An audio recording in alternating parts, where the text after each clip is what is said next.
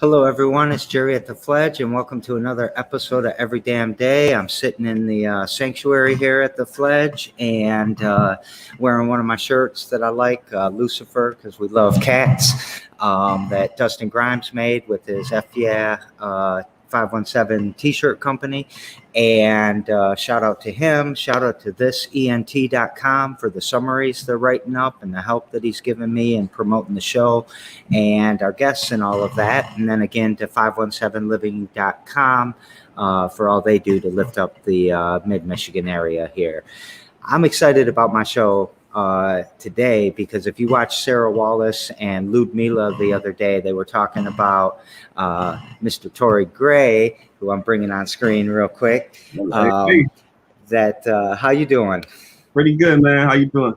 I'm doing well. So what you been up to today? Not much. I just I'm in the workspace right now, which is where I live. My brother and business partner is here with me. We're working on some ideas before we got this started, and then we'll probably get back to that after this. Well, thanks for taking a break from that to talk to me for a little bit. Man, thank you for giving me the opportunity. Of course. So, I've heard about you on and off for the last, several months, maybe since you signed with Opportunity Arts or became an affiliate there. I'm super excited to hear what you're doing. Yeah, I've heard people talk up the podcast, just from different mouths and different directions. So I've definitely been looking forward to doing it. Yeah, I'm glad they finally got you hooked in here. So, yes, sir. All right, let's jump into it, man. Where were you born and raised? Where'd you go to school? What brought you to what you're doing? So I'm a military brat. So I was actually born in Germany, at an American base. Was not raised in Germany though. I came back to America like soon after, or I came to America soon after. Stayed in Houston for like a little bit, not enough time for me to remember, as a baby. And then after that, we moved up to Michigan. So I got family in Highland Park. We stayed on the east side of Detroit, and then I would go down to downriver Michigan. I don't know if you're familiar with that area. I am. Okay, yeah. So I would spend time with my grandparents downriver. When my mom was deployed, when she goes away, I'd go downriver for a couple years and then kind of bounce between there and Roseville. All right. Mm-hmm. So, did you go to school in Highland Park? I went to school in Detroit, in Roseville, and Gibraltar. All right. Yep, college. Went to Henry Ford College in Dearborn. Also, CCS for a little bit. So, yeah. Is that the creative college? Yeah, for creative studies. Yeah, that's they say all the great artists dropped out from there. So I'm on my way. All right. Let's. I want to go back to Germany for a second. Which city in Germany were you? It's the city of Heidelberg. Heidelberg. Yeah, have you heard of it? I have. You have? Yeah, I haven't been there. I've been to Berlin and Cologne and one more. But I used to go there all the time. I had a customer over in Germany, and they were in Cologne. But I needed to go to Berlin because I want to see one of these raves in a warehouse. So in the warehouse? What's that? What's that? You said the raids in the warehouse? There's they have raves in raves in abandoned warehouses in Berlin all the time. So yeah, they have a huge music scene out there. I was too young to really remember anything, but I look at pictures from time to time of Heidelberg, and it is beautiful. Definitely on my bucket list that I go there and actually experience it, for sure. Yeah. So I think I started to read your bio, but I don't like to do that. That's on your website. Uh-huh. And were you in the military too? Yeah, I currently serve. So I was a first responder. That's how I got out to Lansing. I was a first responder in the COVID Relief Act. I'm in the National Guard. So they basically called me out there. We're doing like testing and stuff like that, and also packaging food supplies with different community service entities. Yeah. Yeah. So yeah, I've been in the Air National Guard for 6 years. Are you stationed in Lansing or in Detroit? Well, I'm not stationed anywhere.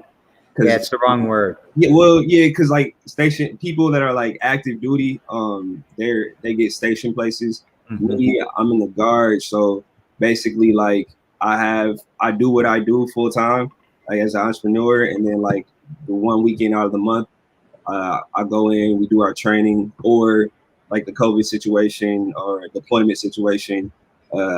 Sometimes that option comes up to go and deploy and serve in that way. Yeah. My brother-in-law's sergeant. Maybe he got a promotion in the National Guard, and he works out of the Grand Ledge base, Okay. whatever it's called, over there. So yeah. I haven't been over there. But shout out to the National Guard, because one, you're supposed to like be a reserve for things like this domestically for the most part, but these guys get deployed to Afghanistan and Iraq and all that all the time. So yeah. I did 6 months in Jordan, over in the Middle East, which was a very, very interesting experience. But yeah, I've enjoyed my time so far. Yeah, I used to fly to Dubai every 6 weeks for about 12 years. I commuted back and forth, and I've been to Dubai, Bahrain, Saudi, Doha, Kuwait, or Qatar, but I never made it to Jordan. But I like Jordan because of what they've done for the Palestinians in particular, which is heated up in the last couple months. And I don't want to go into Mideast politics too far. I'm not well versed, so by no means do you have to go. But I think you're lucky you got to go to Jordan. I would like to go to Jordan, I think. Yeah, absolutely. I spent most of my time on base, but I did make it to the capital city, Amman, a couple times. I really hated that I was like so close to the pyramids and never got to go see them. That's on my bucket list as well. But yeah, definitely a good experience though. You know. Yeah, I felt the same way. I never went and looked at the pyramids, and that it's just they amaze me. So, let's go into your projects. Or first of all, let me say thank you for serving and helping and being in the National Guard, because I think it's important work. Somebody's got to do it, and not everyone's into that. So thanks for doing that. We all got a part to play, man. I do what I do, so you can do what you do, and you do what you do, so I can do what I do. You know. It's a big web, isn't it? Mm-hmm. So let's jump into some of your projects. What do you want to tell us about? So we spoke a little bit earlier about the project that you started listening to called A Day in the Life, which was my first project as an artist that went up on streaming services, and that was basically under my business, Define Detroit, and the objective was to collaborate with like a lot of different artists in Detroit, because I'm from Detroit, but I'm not necessarily of Detroit culture. So when it comes to hip hop, Detroit has a very specific sound, and I realized like super early on that I'm kind of like outside of that sound. So I made the Define Detroit platform to find other artists that are from the area, but are also kind of like a different type of sound. And so that project, A Day in the Life, was just like literally it's a different voice from Detroit on each track that a lot of people hadn't heard before, or might not have heard, or hadn't heard a collaboration in that way. So it was largely like a collaborative project. So go ahead. What's the Detroit sound? Like, how would you define it? The one that you're not, how ratchet. it's a little ratchet. Rocky B is gonna get all pissed off at you. Huh? Rocky B is gonna get all mad at you. I enjoy her, and I enjoy that sound, because it's distinctive. Like me being in the military, I've traveled to like other places and like met people, you know, from other states and different communities. And like when they hear Detroit hip hop, it always strikes them as like something different, which is dope because you can trace it back here and it doesn't get lost within, you know, the industry. But at the same time, it's not always received like well, like we love it in Detroit, but like people outside of Detroit, like they hear it, you know, they know it's different, but they don't necessarily, you know, take take that well to it all the time. So, Yeah. but yeah, it's you know it's special. But I feel like we all as artists we all have something special to offer. You know. Yeah. I told you I was listening to that before the show started, and I love that sound. I mean, Yeah. it just smooth. It was just Yeah. kept, yeah, it was smooth. Exactly. Yeah. And so that's like I feel like my idea of hip hop or motivation comes more from like I don't know, I guess like New York, like boom bap and neo soul type vibrations. Yeah. Yeah, so more acoustic stuff as well. So yeah, It was. Would you say like Boogie Down Productions or someone like that was an influence in that, uh, or? not necessarily because I'm unfamiliar. Oh, okay. Yeah, All I'm right. unfamiliar. All right. Because it was kind of giving me that vibe of that, just smooth and makes you feel happy, but the words aren't necessarily happy. Yeah, Yeah, yeah, it was. Yeah. yeah. Yeah, and that I feel like a lot of my projects try to like I don't know. You have some people that do projects that it's just like a compilation of pieces, but I try to like A&R my projects to where it takes you somewhere. Like oh, like literally, like you were talking about the first lyrics of the first songs, like wake up in the morning, wash my ass and smell the coffee. Like so, it's like the beginning of the day, and then towards the end, it gets a little bit darker, and then it's like end of the day type vibe, but then I keep the ball rolling with some spoken word and stuff like that. So definitely elements of that rolled into my more recent project called As I Am. And that's actually like I consider that my first like full project uh because I recorded the vocals myself, I produced everything myself. There's not as many features, there's only like three features, you know, but that was a fun production. But like I think a benchmark for me as well because I've been able to like to incorporate all these different. I'm sorry. I'm very sorry. Oh shit.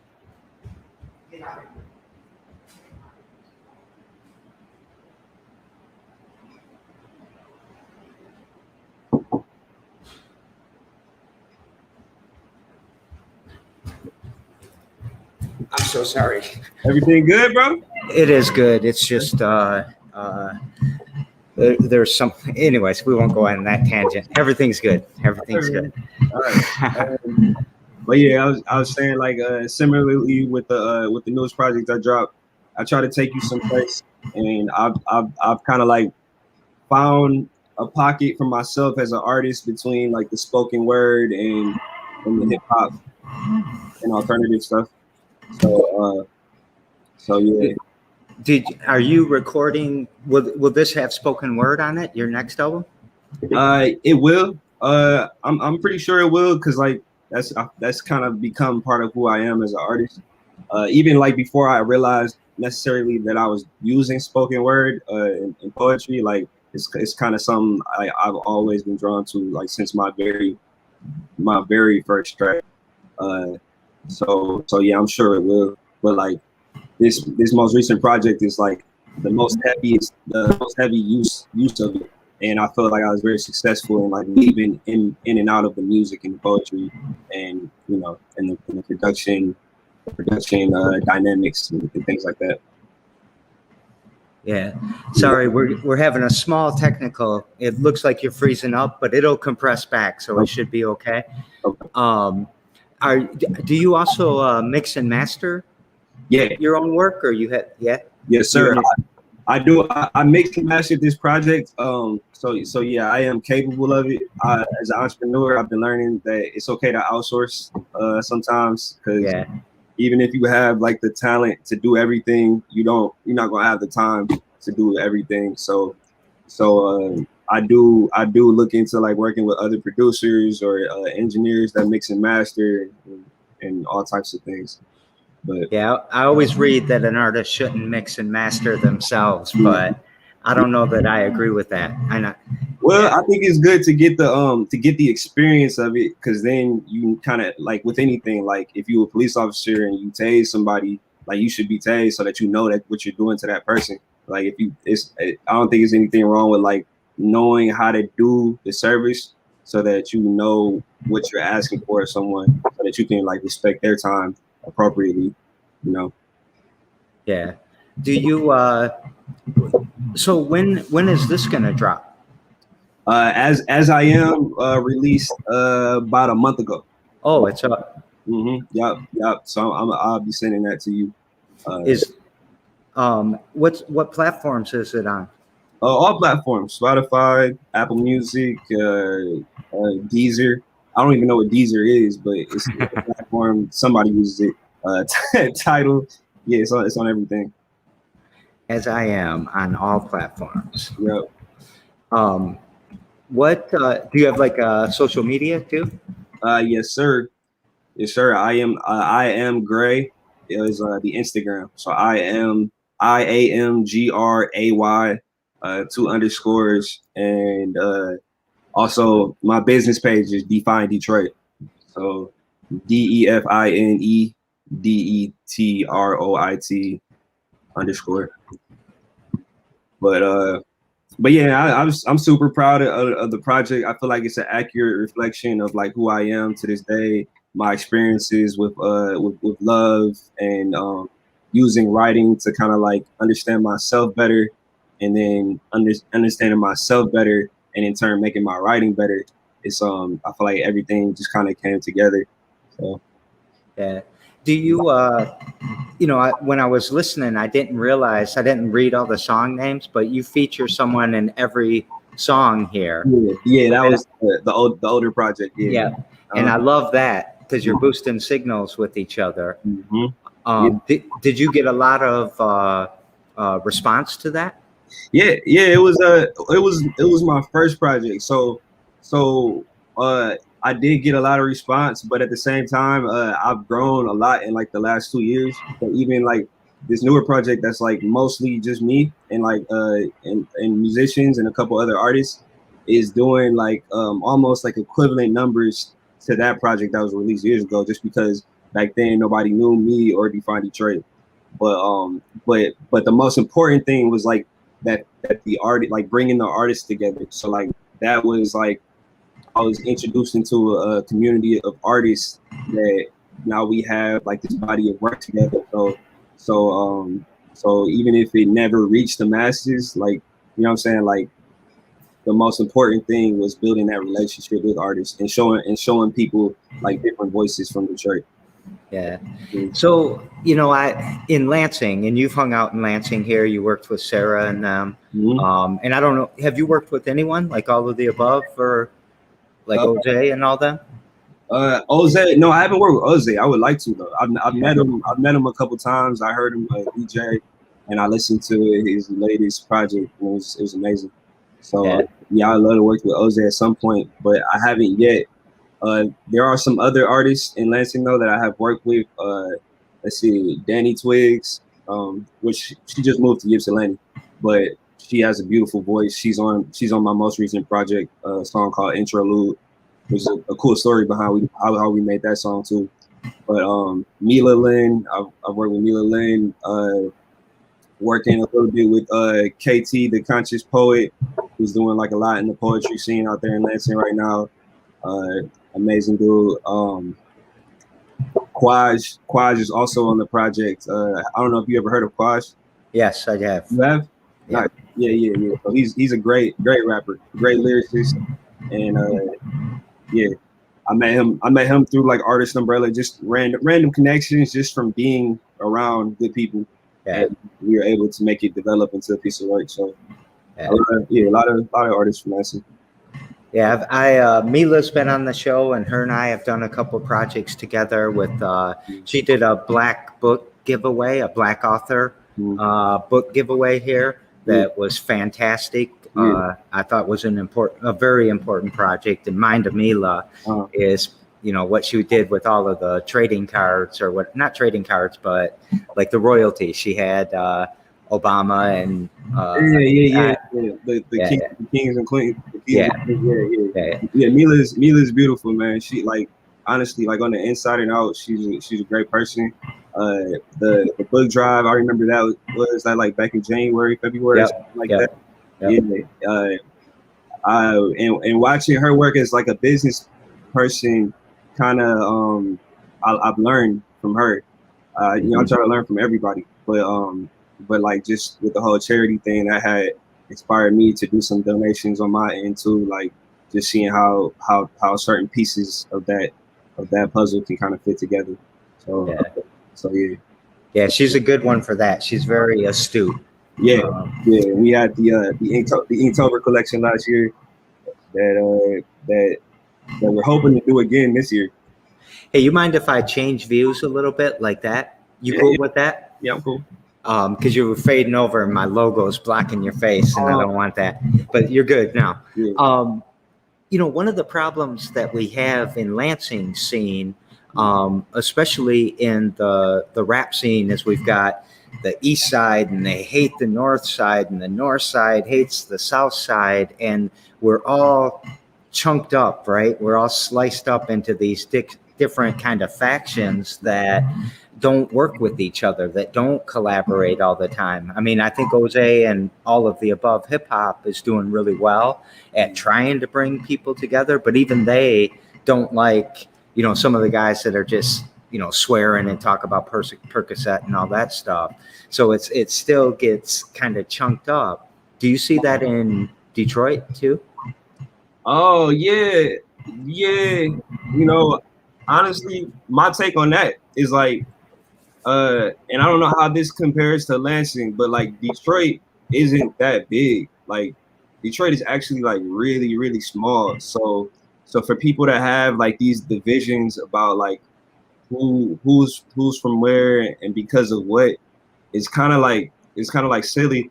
And I think a lot of the times those altercations actually come from interpersonal issues, and then the location just happens to be a aspect of it. I don't think a lot of the times it's necessarily like the location itself that starts the issue, but sometimes it is, and that's a problem, because like Detroit's tiny, man. And so for us to divide it like, east side, west side, downriver, like bro, it's Detroit. Like it's not big enough to have all these divisions, in my opinion. Yeah, and we're 20% your size. We're only like 100,000 people in Lansing. Yeah, sheesh. Yeah, not big enough for that. And even if it was big enough, it wouldn't make sense. But I guess these things naturally happen sometimes. But I think it gives it dynamic. Everything, and like it's about like dynamics. Ups and downs. So. Yeah. I was hoping you were going to tell us how we could fix it a little bit here, because we got to redefine Lansing a little bit. Yeah, I think I'm fixing it right now. I don't know. I hadn't been in Lansing up like a lot up until last year, but it seems like a lot of things are kind of like on the verge of happening in the art world, and it seems like it's moving in the right direction. So as far as like those divisions and like beefs and shit like that, I haven't really been exposed to any of that out there. That's good. That's good. Yeah. And when you come to Lansing next time, stop by and see us, man. Bet. Where you guys at? Do you know where the Sparrow Hospital is? Oh yeah. Yeah, we're right behind that. Well, we're kind of in front of it, but across the street. Okay, got you. Yeah, so, definitely swing by. Yeah, east side, close to downtown. Yeah. Yeah, we'd love to have you visit. Yeah. So, But love to have you do a show. We do a lot of shows. My stage is I'm facing it right now, and this is where the audience would be. But we can pack them in here. that'd be great. I'm excited to be opening up. Yeah, I want to say too, like my boy Bryce III said something that I think about damn near every day since he told me. But he was saying like he doesn't necessarily believe in like balance, but like more so life is the act of like reaching for balance. So when it comes to like the different types of hip hop, because you mentioned like the rappers that like talk about like Percocet and it's just like all hype and clout. It's a place for that, you know, because like I do super conscious, kind of like reflective music, but like not everybody wants that all the time. Like sometimes you just need music, like you can just kind of like not necessarily have to pay attention to the words and just kind of like vibe out. Like that's cool too. But definitely in hip hop, I think it's an oversaturation of some negative themes. And I think our job as artists and interviewers and platform holders is to kind of like is to leverage that and tip the scales a little bit. So yeah, I see it as motivation. I think we're going to talk about some words near the end of the interview, where sadness and happiness are two of those words. And you need that sadness to feel that happiness. Dynamics. Right? And so it's kind of similar. I think about that too. I like the trap music. I like the raps that a lot of people, especially white people, don't like. But that to me is just a way to ding hip hop, to be racist. I think a lot of white people do like it though, and I sometimes I feel like that's the problem. Like a lot of white people, or I won't even say white people specifically, but like of that nature, they hear those themes and they think like hood life and thug life is like fun, and they support it, they put their money into it, and so it like fuels it. And then like people in our communities see that type of music is successful, and they internalize it. But the difference is they're in communities where they have to act on it as well, because it's what they're seeing, so it's what they're doing, and that's where it becomes a problem. I was actually talking about those other white people, the old white ladies that, you know, always complaining about everything. Yeah. Hey, can't go complain, man. But I don't mean to go negative on anything either. What else? What are some other projects, or do you have an event coming up or anything like that? So recently, like when I came back to Detroit this year, we started doing a brunch event. And in that brunch event, we have artists and entrepreneurs come out. We do like a couple of performances. We pay the artists, and then we have like a panel of entrepreneurs talk about their experiences and share information. And we do that like right in 8 Mile, like across the street from where my mom used to work, type thing. So like I found like a lot of fulfillment in doing that. This month we took a month off, but next month we'll be doing that event again. And so yeah, and then outside of that, we do a poetry night with Define Detroit at that same location every Tuesday. So every Tuesday, poetry / open mic artists come out and perform, and you know we get to meet new people and make new connections. That's awesome. Yes, sir. Yes, sir. Do you? How can people find out about any more detail? Is it on your Instagram or? Yeah, mostly Instagram is where I'm most active. I am Gray _ or Define Detroit, but also a little bit of Facebook. On Facebook as well. Torrey Gray, TORREY GRAY. And also the website.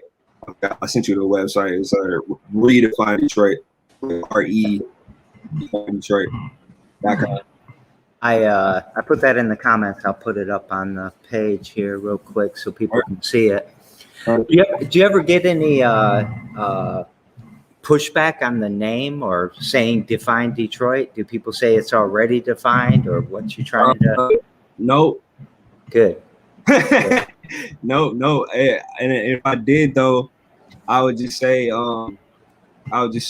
like we have to define Detroit, like upholding the characteristics and being like a leader within the state, within our place in the world, like just pushing positive qualities and positivity, love, peace, unity.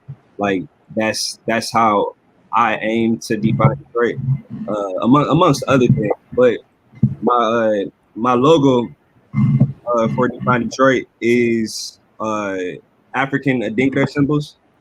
The one here that kind of looks like a sun being faith, representing faith. And then on the left, it represents versatility. So the lines right here. Yeah.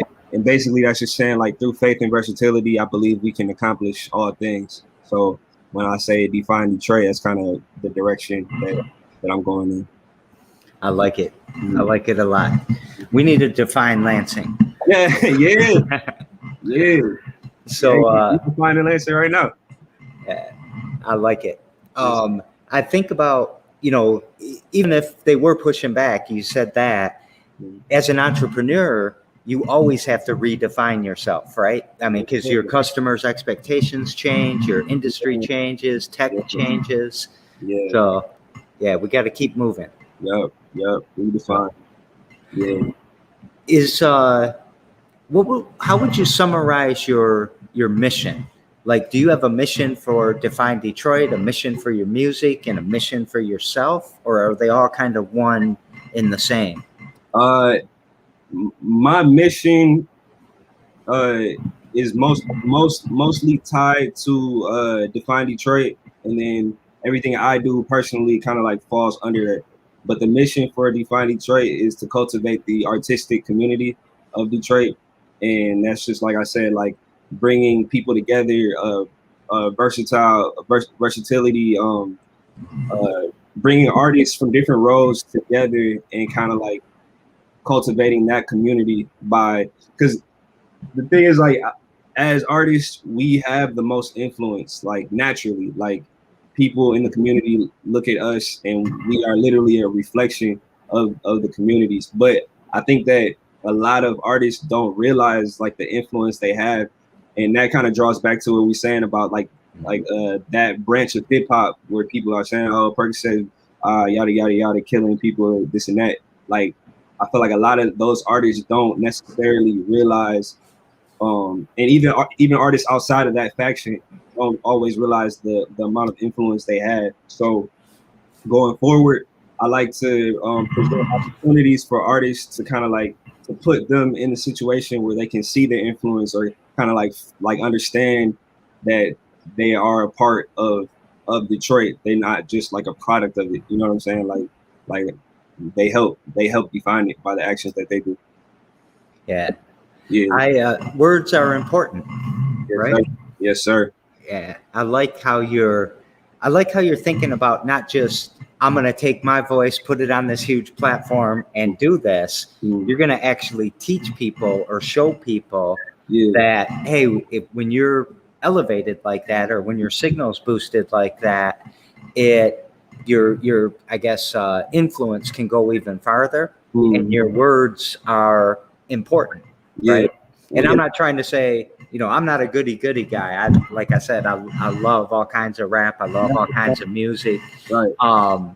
But I think it is important because our culture is defined in a large part, especially the immediate culture that we're in, by art. Most definitely. Yeah. I think one of the most brilliant things I've heard is that like that the best way to do something or to get better at something is to help other people do it.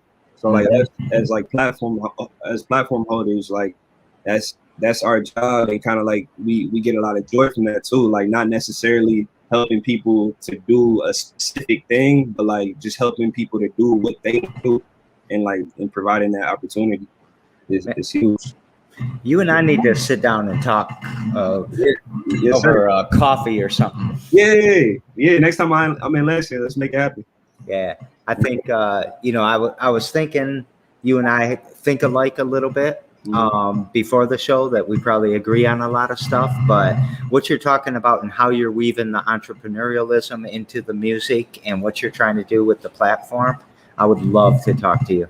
I would love. We could talk for hours. Yeah, So I think we should, man, and I appreciate you saying that. Because like if I'm being quite honest, like I'm in a bit of a weird place right now in terms of like it's a lot of things that you like that you can do, but sometimes like you have to like pull like what do you need to do at that time from that, and that can get a little blurry. And so like I'm kind of like just kind of looking at my surroundings in my community, seeing new people that I can work with and new opportunities that I can take as I'm feeling like I'm kind of like branching into like the next part of my journey as an entrepreneur. So definitely looking forward to any conversations you want to have whenever I'm out there, or if you're out here in Detroit, we can definitely look up.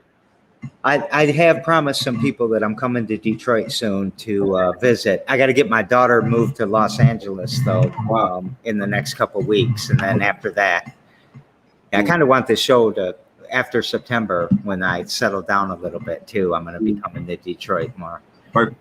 So, yeah, we'll figure it out. Yes, sir. What's something you do every damn day to push this mission forward? I try to do one thing. So like that draws into like what I was just saying about kind of like trying to find the things that I need to do, because it's like sometimes you have to find that balance between doing what you need to do, but sometimes you gotta just do what you want to do in order to like fuel yourself and fuel your creative desires and your motivation. Because sometimes like the thing that you need to do isn't always like fulfilling. Like it's why people like work like nine to five jobs, and sometimes it's not necessarily what they want to do, but they do it so that they can do what they want to do.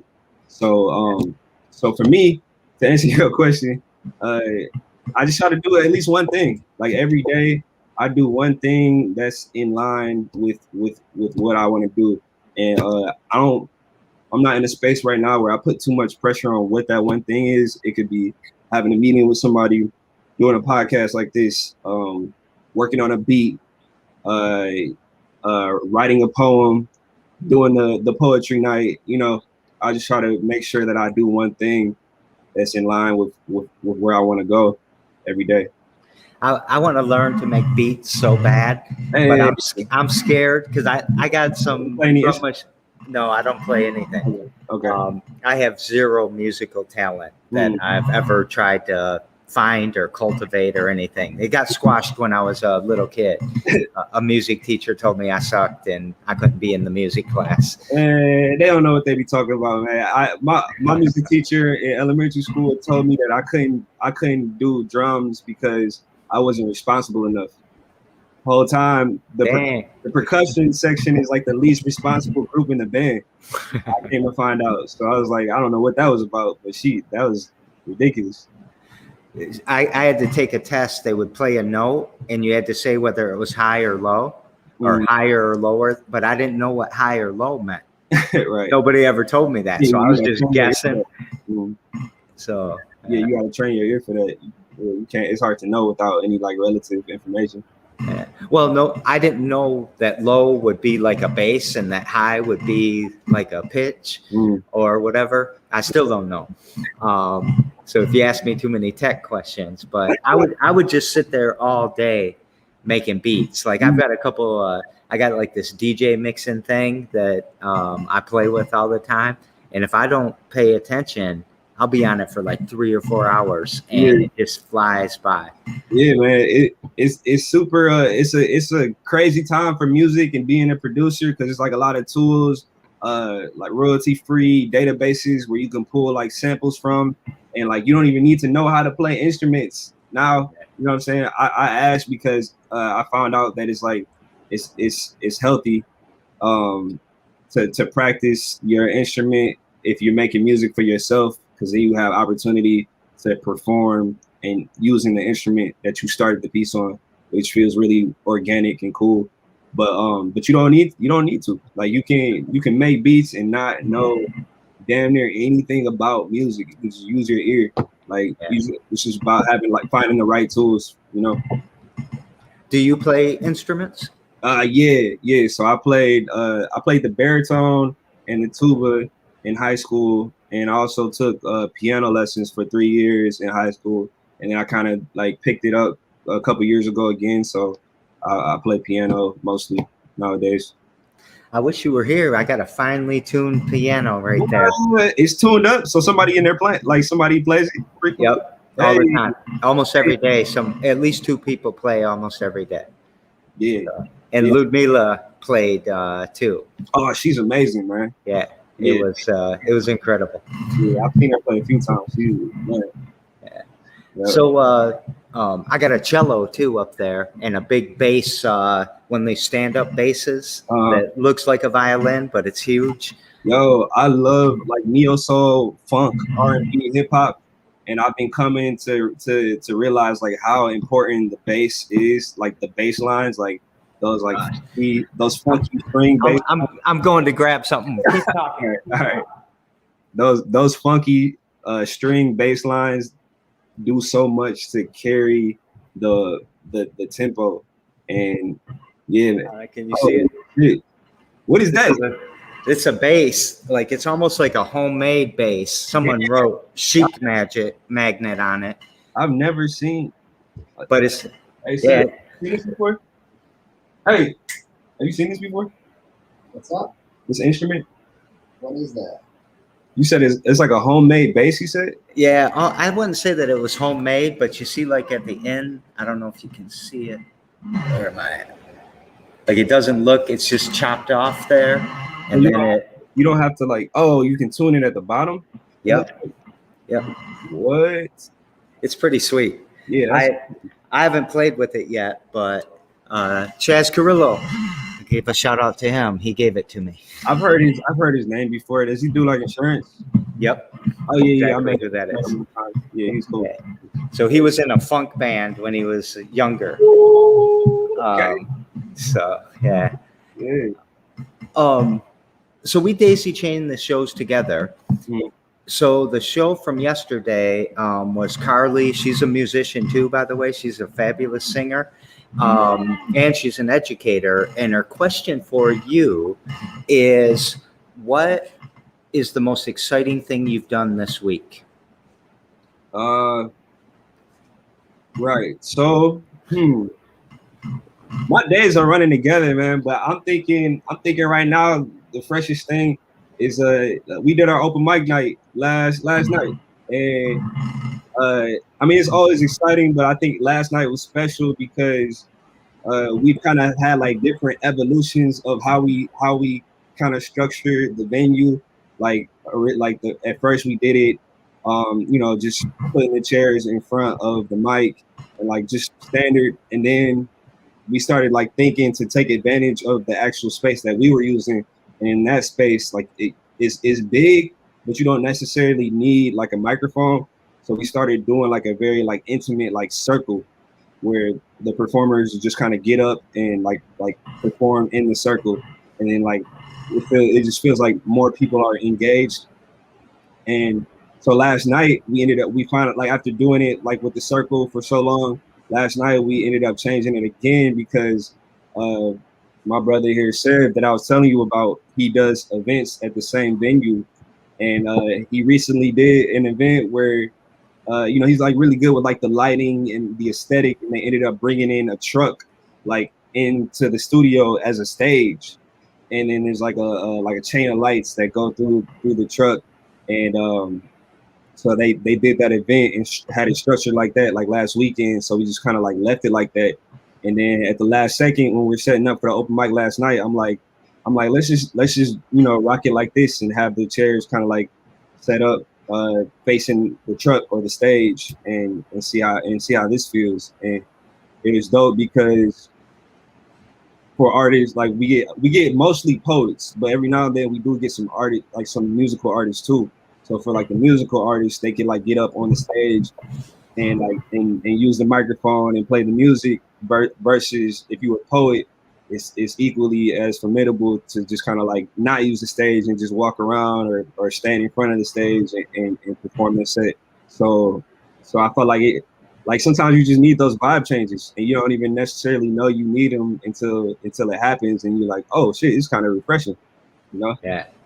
So, Yeah, I bought an old church, so it's like 12,000 square feet, but it had all these pews in it.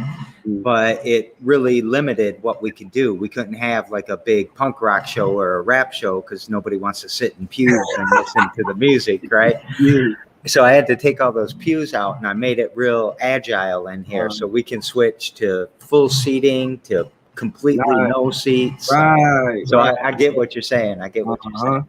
Yeah, and so like as far as like events, like this is kind of like a space that I'm just now entering like this year, like planning and doing events. So like I'm learning, a lot. Like it's like early steps of that learning curve of doing events and like how to structure the venue, and it's fun to play around with. But like I guess what's exciting about it was like at first I'm like, oh, they never took the truck out, so it's kind of like taking up space. But then kind of like restructuring my thinking to kind of like look at it as more of an advantage instead of an obstacle, So exciting. It's about that mindset all the time, isn't it? Yes, sir. You're getting that right mindset. Yes, sir. My guest tomorrow is Clarissa, and man, I'm going to butcher her name, but Zubak, maybe Kazubak. And she's Infinity Wellness and Infinity Wellness Energy. What question would you like me to ask her on your behalf? So it's a question that a friend brought up to me. It was the question of unconditional love. What is unconditional love, and what is it, a good thing or like a bad thing?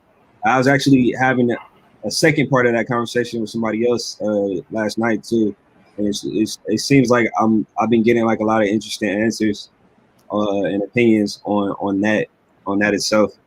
So, well, I flipped that question around. So, what would your answer be? Man, well, if you listen to my project, you might see how unconditional love can be a little bit toxic. So lately, I haven't been sold necessarily that it's a good thing, but it might be necessary though. Like, some things you might not see as good, but there are like necessary, like even if it's just for the sake of like knowing that love in that capacity is even obtainable, can do something for somebody who might not like feel loved or might not have experienced love. I don't know, if you go a long time without necessarily feeling like you've experienced love, unconditional love might be what it takes for you to actually understand that like you matter to somebody, you're important. And I think a lot of people have to deal with that awakening or that aha moment, like, oh shit, like people actually care about me. Like yeah, like yeah. It sometimes it takes a lot for somebody to see that. It's that question really sparks some thoughts in my head too. And I usually don't answer the questions that much, but do you mind if I talk a little bit about it too? I was going to ask you, yeah. So I think about it, if I'm talking about maybe a girlfriend a long time ago. I've been married for like 23 years. So if I go back to those days, though, I think I could see how that could be toxic. It's just unconditional, and you can get taken advantage of. There's all kinds of bad things that you can be codependent and all that stuff. Yeah, most definitely. But then I started thinking about my children, and I don't see another choice now, man. Right? Yeah. So it's different, depending on what kind of love you're talking about. And honestly, when I think about unconditional love, like that's the first thing I think. When I think of unconditional love, well, more specifically, I suppose I think like a mother's love for her child. Like that's a whole human being that literally came from inside of them. So like if unconditional love were to come from anything, I would think it would be that. Like, you know, yeah, first and foremost. But yeah, a parent's love for their child. I've firsthand experienced, well, not firsthand, I suppose, but like uh, a family relationship, a relationship in my family where it's like I'm witnessing unconditional love, and but then again, also still having to wonder, like, is this a good thing? Like if I were in the situation that this person in my family was in, would I want my mom to have that unconditional love for me if it came at the expense of her or like her relationships with others? Like that's something that I have to consider when when I think about it. So Can I add another thing? And it's sad though. Is it okay? no. All right, I won't. Go ahead, bro. Go ahead. So I had a daughter die of a fentanyl overdose. Okay. And one of my biggest regrets is the court system, listening to the court system and the police and people like that, the judges, because it was always a tough love approach. And I wish I would have never done tough love, like kick her out of the house because she was using in the house or whatever. I wish I would have never done that. I think it probably led in a lot of ways to her death. She needed me to be unconditionally loving her. And but I can see what you're saying too. Yeah. On the flip side of that, it was destroying my wife and I and our other kids. Yeah. And it's super complicated. Love's a weird word. Yeah, I'm sorry for your loss, man. Thank you. That's so that just definitely motivated me to not only do I think you should have him on the podcast, but also Bryce III, who I mentioned earlier, because he's actually like a recovering drug abuser. I guess is the you can say substance use disorder. Substance use disorder. So he does a lot within that community. Like he even has like some billboards throughout Detroit where like there's like a number you can call if you do those types of things. But we had a camping trip recently, and we were speaking on the unconditional love thing and talking about the duality of it, how like on one end it can be super hard for like you to watch somebody kind of like go down that slope, but at the same time it's a tricky game to play, because like if you're telling them, like giving them ultimatums, like you can sometimes like push them further away from wanting to better themselves. So yes, it's complicated, man.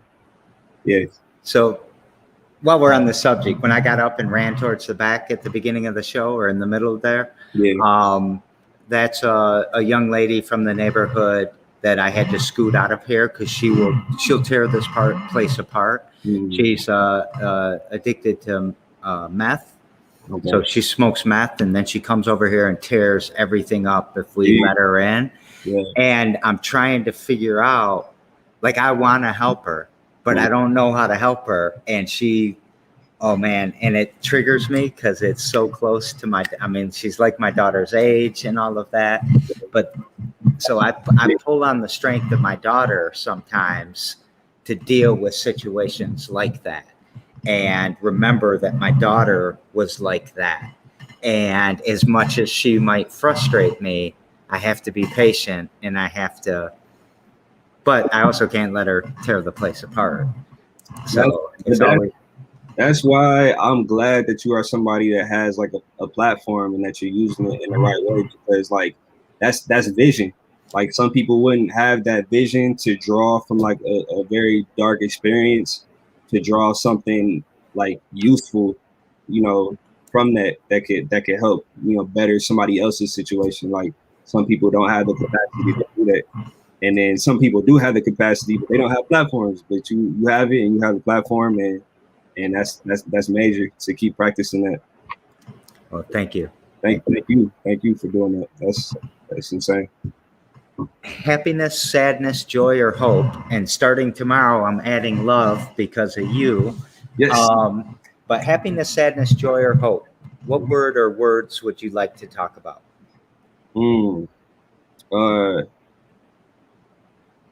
Joy. Let's do joy and happiness. All right. I love that combination. Not enough people pick it, so I'm glad you did. What is happiness to you? Okay. So happiness to me.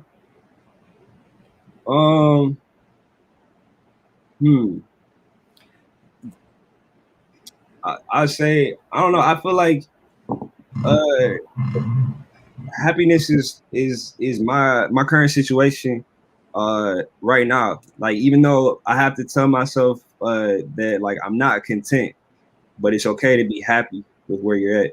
It's like I have a roof over my head. I have the tools to make music, which makes me happy, and I have the platform to bring people together, which also makes me happy. So having it's a combination of aspects that make you feel fulfilled is what I would define happiness as. Do you mind if I ask you how old you are? I'm 25. 25? Yes, sir. Because the reason I'm asking is because when I was your age, 25, 26, 27, I was really going through a phase of depression, and it took me, I came out of it when I was 27. Wow. But what I figured out is that I thought that being happy meant content, which meant complacent, which meant I was weak. So you literally felt like you couldn't be happy because you wanted more. Damn. Right. Yeah, exactly. Yeah. And it was one day, it was changing my mindset, but it took like drugs and stuff. I had to get rebalanced. But I was able to change my mindset and say, you know what? It's okay to be, I had to give myself permission to be happy. Yeah. And once I did that, I was off drugs within a month. Yo, that's amazing. Yeah. Sometimes it takes that conversation with yourself. Like I even recently had an experience where I was dealing with some shit, and like I took a moment to literally say what you just said. Like, I think I'm gonna feel now, and like it's okay to feel, right? Like, and then like I allowed myself to feel what it was that I was going through, and I got that good little that crying that we all need from time to time, but like it's important to allow yourself, and that's part of the reason why I chose those words too, because I've noticed that in my culture, like my mom, like I said, she's also military, so she doesn't like show a lot of emotion, or at least she didn't a lot when I was growing up, and I think a lot of that rubbed off on me, and sometimes I have to remind myself to like that it's okay to express emotions, and that I won't be judged off of feeling happy, or even if I am judged, it doesn't necessarily matter. Like it's okay to display that, to display affection, to display happiness, and those types of things. And to be vulnerable.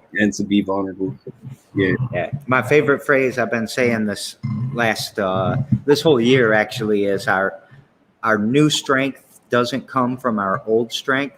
Our new strength comes from our vulnerability. When you're lifting weights, you don't get stronger when you're lifting weights that you can lift a million times. You get stronger when you're lifting weights that challenge you, that show you that vulnerability. Yeah, most definitely. I think with vulnerability, it can be difficult, but like as an artist, I find that to be super important. Like, and with the not to keep referencing my project and stuff, but like keep referencing it, man. Thank you. This was like a huge step in kind of like letting some walls down and letting people see like some more like deeper, intimate parts of myself that I hadn't been comfortable like showing people beforehand. But now it's like I feel like, I don't know, with vulnerability, it's like it's never easy, but it does get easier the more you do it, and the more confident you get about your emotions, if that makes sense. Like it's not easy. It's not easy, but it gets easier. Yeah. So yeah, it's important. And you are light years ahead of me, man. When I was 25, I was all messed up around all this stuff. So, so joy, though, we didn't talk about joy. What's the difference between joy and happiness to you? Damn, I don't know. You see them as the same? Joy, I feel like, I guess I would look at joy as like a more intense state of happiness, or maybe like a different, I suppose like a more intense state. Joy would be like, I feel like joy, when you experience joy, like I was saying about expressing or suppressing emotions, like I can experience happiness and not necessarily show it. But I feel like if I'm experiencing joy, like I have no option but to like you're gonna see it in my face, you're gonna hear it in my voice, you're gonna feel it in my actions. That's joy. See, I think exactly like you do. Yeah. But when people talk about happiness on the show, Mm. 2 out of 3 of them talk about it being the spike, and only 1 out of 3 say it's kind of this steady state of good feeling, and then the 2 out of 3 say that joy is the steady state and happiness is the spike. Oh. And so you and I guess, are rare, at least in my sample, Yeah. of thinking that way. But Right. I've always thought they're like messing with me because I'm rethinking what happiness is. So they look at a joy as like the more common state, and happiness to be like one step above that. Yeah. Huh. And I'd never think of it like that. Yeah, because I feel like I feel like joy is just like a more powerful word. So like I feel like you can't experience joy without happiness. Whereas like you might be able to experience happiness without joy, you know? See, that's how I feel too. Yeah. But then I also think about, maybe joy is the spark that you need, that you can build that more steady state of happiness. Or joy is maybe the spark that can give you some hope if you don't have hope. So I don't know. It's but you and I, again, we think alike, I think. I'm sensing that. I don't know that that's true. Yeah, that's but cool. I feel, anyways, definitely some healthy frequencies going on here, and the fact that this is like a podcast 313, like that. Oh yeah, we didn't talk about that. Nah, we didn't mention it, but yeah, it's just 313, completely unplanned. But yeah, Detroit's area code just happened to turn out that way. That is. I need to put that in the comments so we. Yeah. So wild. I love serendipity. I think it happens all the time. And I'm surrounded by it. Can you describe this word? Serendipity. It's when, well, exactly this. It feels like something intervened from the outside to make you be episode 313 with your defined Detroit. Yeah. Right. Or I might say, man, I wish I had more guitars. And then Chaz brings in a guitar. Like it's things like that. But I say I need a bunch of things. And it's the 6 times that it kind of comes true that really stick out to me. Yeah. But when you have large numbers and you have diversity, serendipity will happen all around you. And it seems magical. Right. And it can be explained by math, but who likes to explain these things with math? I'd rather have it be some vibe you and I are having, Yeah, most definitely. Coincidence is another kind of synonym for it. It made me think of manifestation as well, just like kind of speaking things into existence. And oh man, so my brother here, we were working on a project kind of exploring like AI, the benefits and the consequences, and trying to like translate the idea of that into like musical elements. And a large part of that is like using the algorithms of social media, which in a way are like it's a reflection of the algorithms in life, because like it's confirmation bias. They show you more of like what you want to see.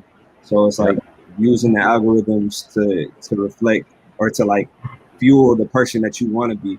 Like if you're looking at a bunch of bullshit on Instagram, memes and ass and just like like rap videos, like that's what you're gonna keep seeing more and more of. But if you're looking up, like I've just gotten to a point on Instagram where I've I've I've told Instagram like I want to be successful.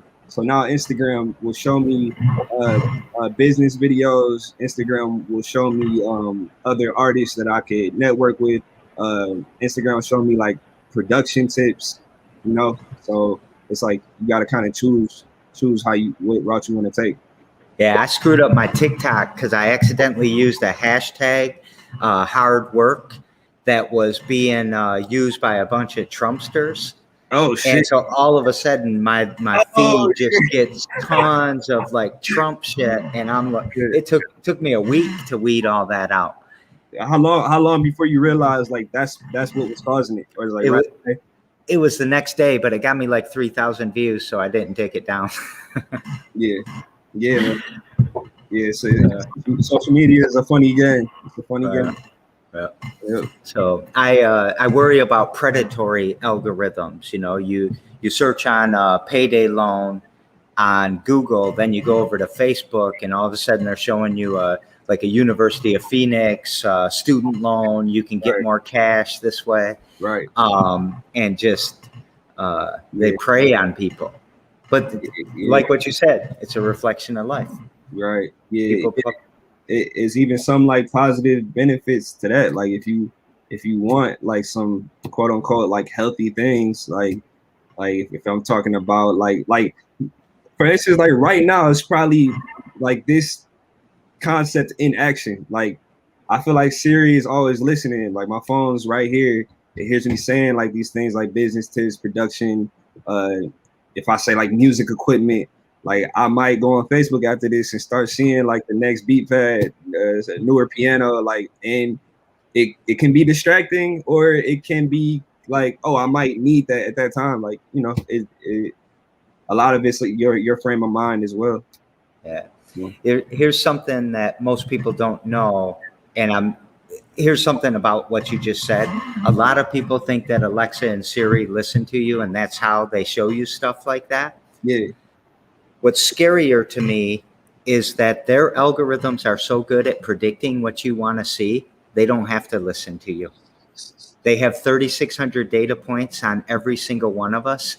They know at what point you switch to wanting to see that business stuff, wanting to see those pitch competitions. I was in software for 35 years. I'm a mathematician by degree. Yeah. And I'm a data scientist, and it's scary.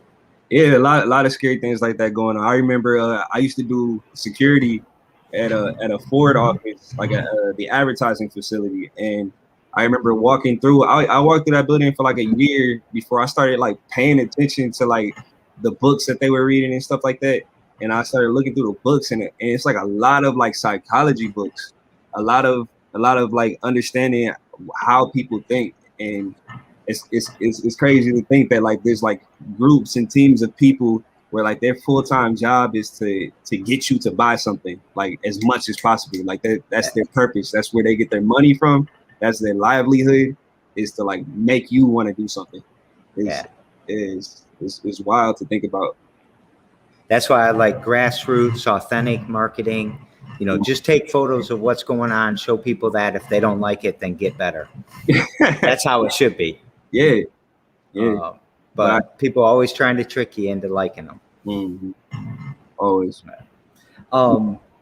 Man, we got to continue this someday. We definitely need to get together and talk. I would love that. I'm hoping sooner than later, man. Like I said, I've heard about you from like a lot of different artists and people, and so I was definitely looking forward to doing it. And like I'm gonna be out of town towards the end of the month, so I was like, man, I don't want to wait till after I get back. So let me just pick this random day that happened to be 313 day. I mean, number podcast 313. So it's good synergy. What was the word you used earlier? I used serendipity. Serendipity, yeah. That one. It's also 21/7/21 if you think about it in a European date format. Today's the 21st. So 21/7/21. Holy shit. Yeah. So those are three mystical numbers too. But anyways, what would you like to take us out with?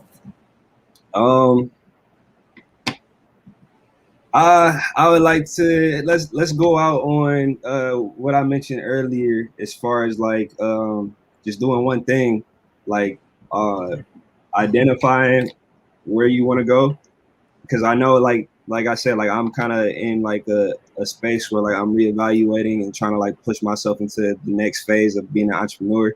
So for other people that may feel like that, I know it can be like a little bit overbearing or discouraging, but even through that, I say still just at least just do one thing that aligns with where you want to go, and you know eventually you're gonna get there. And then once you get there, you'll probably realize the next spot that you want to be. But sometimes it's like not. I ain't gonna say it's not exciting, but it's not like you can't be at 100% all the time. It's 3:13 right now. Yeah, let's end the show. Yeah. No, I love your advice. I love the way you vibe, man. I like everything that you're saying. Mm-hmm. I didn't really want to disrupt you to end the show, but let's do it. All right. All right, let's do it, man. All right. Peace out, everyone. We're done at 313.